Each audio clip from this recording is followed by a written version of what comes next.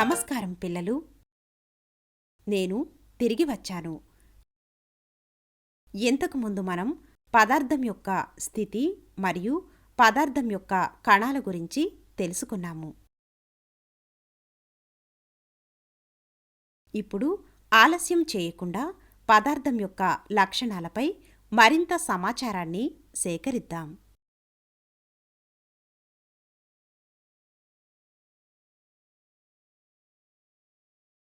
దానికి ముందు అభ్యాస లక్ష్యాలపై దృష్టి పెడదాం.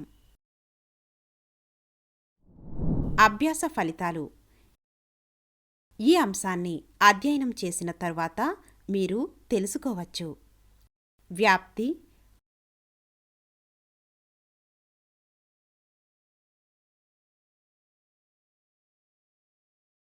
ఆకర్షణ శక్తి, కరిగిపోవడం. కీలక పదాలు: వ్యాప్తి,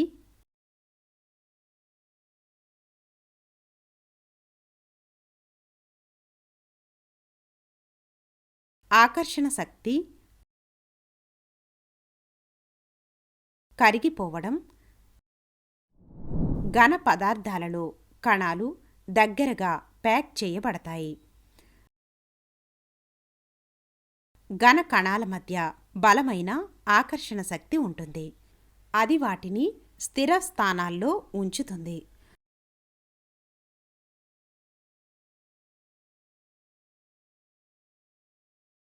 ఘన పదార్థంలో కణాల స్థానాలు స్థిరంగా ఉంటాయి.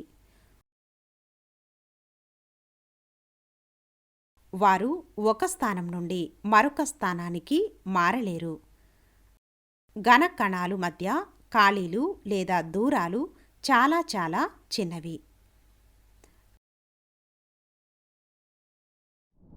ఘన పదార్థం స్థిరమైన ఆకారం మరియు ఘన పరిమాణాన్ని కలిగి ఉంటుంది మరియు కంటైనర్ను పూర్తిగా నింపదు.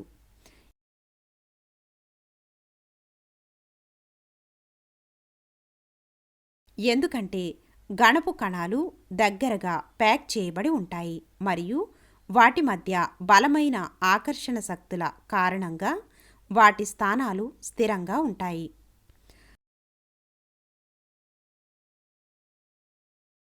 అందుకే ద్రవం, వాయువు ప్రవహించినట్లుగా ఘనం ప్రవహించదు.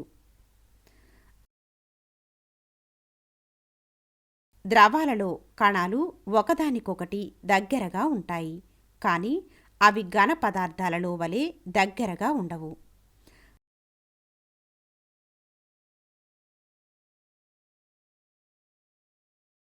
కణాలు వదులుగా ద్రవాలలో ప్యాక్ చేయబడతాయి. ద్రవంలోని కణాల మధ్య ఖాళీలు ఘన పదార్థంలో కంటే ఎక్కువగా ఉంటాయి, కానీ అవి ఎప్పటికీ చాలా చిన్నవి. ఒక ద్రవంలోని కణాల మధ్య ఆకర్షణ శక్తి ఉంటుంది. అది వాటిని కలిసి ఉంచుతుంది.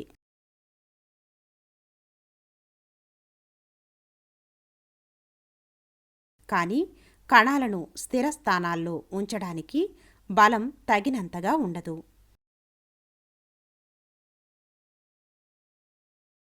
ద్రవంలోని కణాల స్థానాలు స్థిరంగా ఉండవు మరియు స్వేచ్ఛగా కదలగలవు.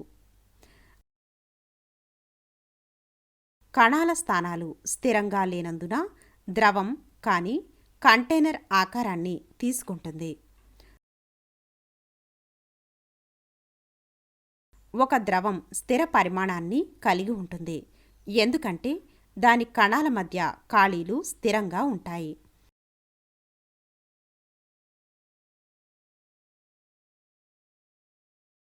ఒక ద్రవం దాని కంటైనర్ను పూర్తిగా నింపదు ఎందుకంటే దాని కణాలు బలగాలచే చాలా బలంగా ఉంచబడతాయి. ఒక ద్రవం సాధారణంగా సులభంగా ప్రవహిస్తుంది. వాయువులలో ఘన పదార్థాలు మరియు ద్రవాలతో పోలిస్తే కణాలు ఒకదానితో ఒకటి చాలా దూరంగా ఉంటాయి. వాయువు యొక్క కణాల మధ్య ఖాళీలు లేదా దూరాలు చాలా పెద్దవి. వాయువు యొక్క కణాల మధ్య ఆకర్షణ శక్తి చాలా చిన్నది. వాయువు యొక్క కణాల స్థానాలు మరియు వాయువు యొక్క కణాల మధ్య ఖాళీలు స్థిరంగా లేవు. ఖాళీ కంటైనర్లో గ్యాస్ను ఉంచినప్పుడు అది త్వరగా కంటైనర్లో వ్యాపించి పూర్తిగా నింపుతుంది.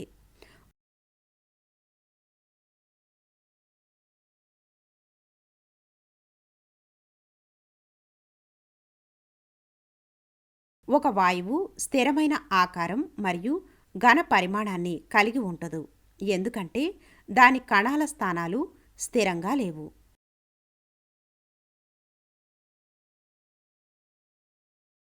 వాయువు యొక్క కణాలు ఎక్కడికైనా తరలించడానికి స్వేచ్ఛగా ఉంటాయి, కాబట్టి అది దాని కంటైనర్ యొక్క ఆకారం మరియు పరిమాణాన్ని తీసుకుంటుంది.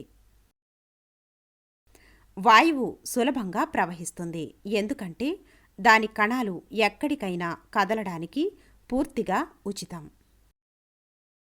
మనం అగరబత్తిని కాల్చి గదిలో ఒక మూలలో ఉంచినప్పుడు మండుతున్న అగరబత్తి వాసన గదిలో ప్రతి చోట చేరుతుంది.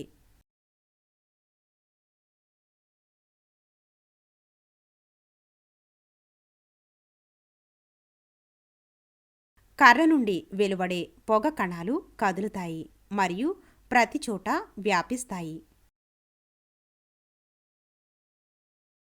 రేణువుల చలనం వల్ల పదార్థం వ్యాపించడం మరియు మరొక పదార్థంతో కలవడాన్ని వ్యాప్తి అంటారు.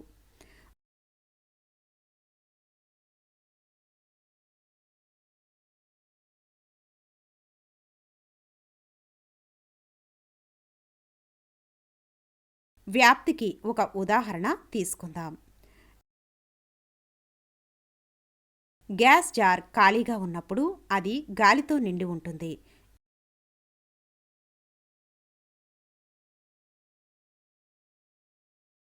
ఎందుకంటే గాలి రంగులేనిది కాబట్టి మనం దానిని గ్యాస్ జార్లో చూడలేము. బ్రోమిన్ ఎరుపు గోధుమ రంగు ద్రవం, ఇది సులభంగా ఆవిరిని ఏర్పరుస్తుంది.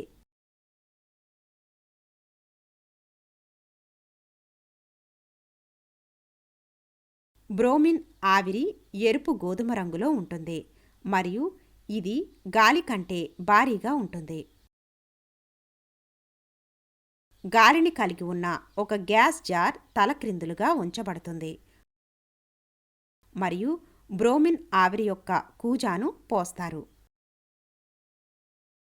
బ్రోమిన్ ఆవిరిని పోసిన తరువాత అది గాలిలో కలిసిపోతుంది. వ్యాప్తి అనేది కణాల కదలికపై ఆధారపడిన పదార్థం యొక్క లక్షణం.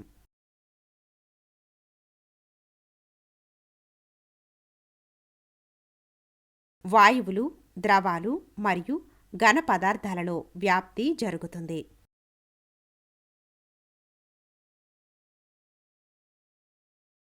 వాయువులలో వ్యాప్తి వేగంగా ఉంటుంది మరియు ఘన పదార్థాలలో నెమ్మదిగా ఉంటుంది.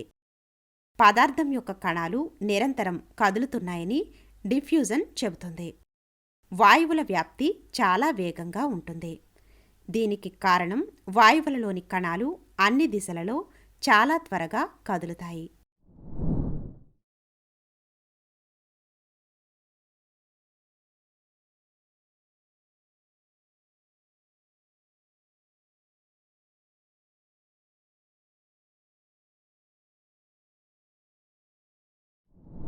వంటగదిలో వండిన ఆహారపు వాసన చాలా దూరం నుండి కూడా మనకు చేరుతుంది.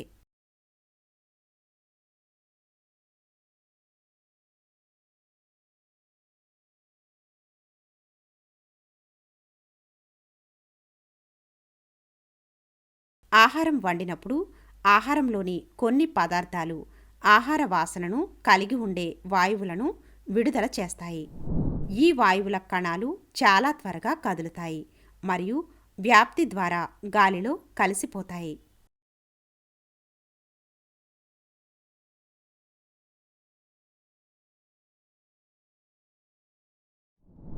ద్రవాలలో వ్యాప్తి వాయువులలో కంటే నెమ్మదిగా ఉంటుంది.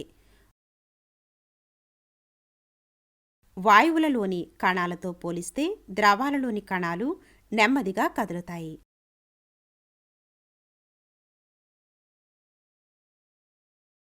పొటాషియం పర్మాంగనేట్ యొక్క క్రిస్టల్ ఒక బీకర్లోని నీటి అడుగున ఉంచబడుతుంది.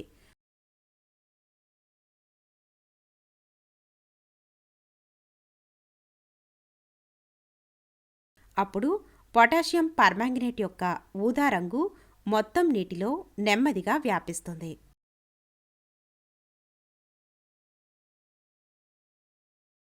ఘన పదార్థాలలో కూడా వ్యాప్తి చెందుతుంది. ఘన పదార్థాలలో వ్యాప్తి అనేది చాలా నెమ్మదిగా జరిగే ప్రక్రియ. మనం బ్లాక్ బోర్డ్పై ఏదైనా రాసి దానిని కనీసం 10 నుండి 15 రోజుల వరకు శుభ్రం చేయకుండా వదిలేస్తే ఆ తర్వాత బ్లాక్ బోర్డును శుభ్రం చేయడం చాలా కష్టంగా మారుతుంది.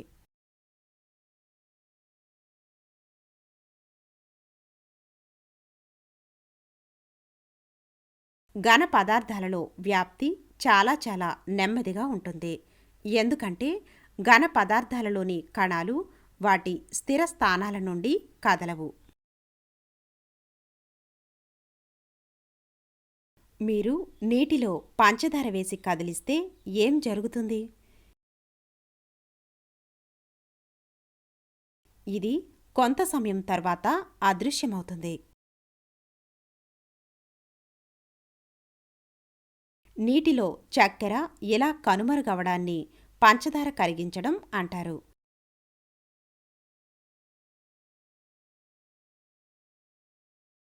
చక్కెరను నీటిలో కరిగించినప్పుడు దాని స్ఫటికాలు చాలా సూక్ష్మ కణాలుగా విరిగిపోతాయి.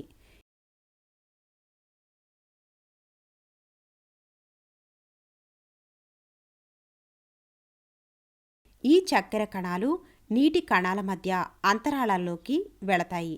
దీని కారణంగా చక్కెరను కరిగించినప్పుడు నీటి పరిమాణంలో ఎటువంటి మార్పు ఉండదు.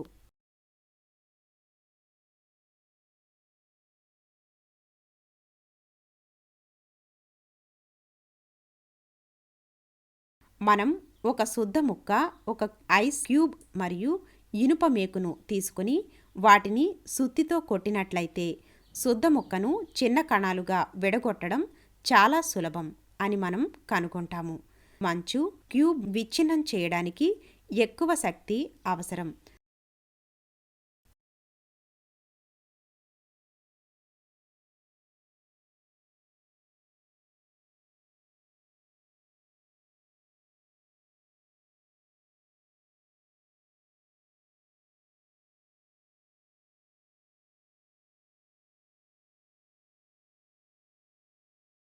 ఇనుపగోరు పెద్ద శక్తితో కూడా విరిగిపోదు.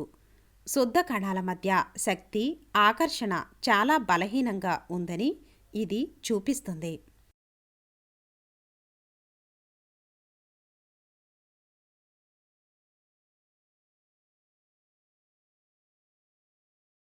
మంచు కణాల మధ్య ఆకర్షణ శక్తి కొంచెం బలంగా ఉంటుంది.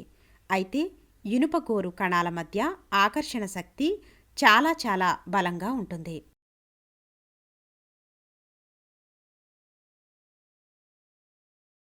ఘన పదార్థం యొక్క కణాలలో ఆకర్షణ శక్తి గరిష్టంగా మరియు వాయు పదార్థం యొక్క కణాలలో కనిష్టంగా ఉంటుంది.